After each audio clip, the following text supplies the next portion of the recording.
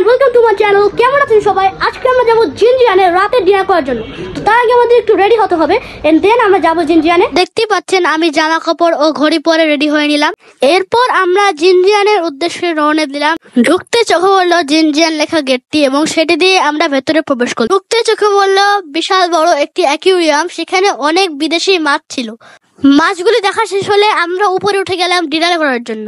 উপরে ওঠার পর ওয়েটার আমাদের সিটিং অ্যারেঞ্জমেন্টটা ঠিক করে দিল। তারপর সিটে বসার পর তারা আমাদের ওয়েলকাম ড্রিঙ্কস দিয়ে ওয়েলকাম করলো। তারপর আমাদের স্টার্টার হিসাবে স্যুপ সার্ভ করা হলো। দেন চলে আসলো মেইন ডিশ। মেইন ডিশে ছিল rice, vegetable, chicken sizzling and beef sizzling.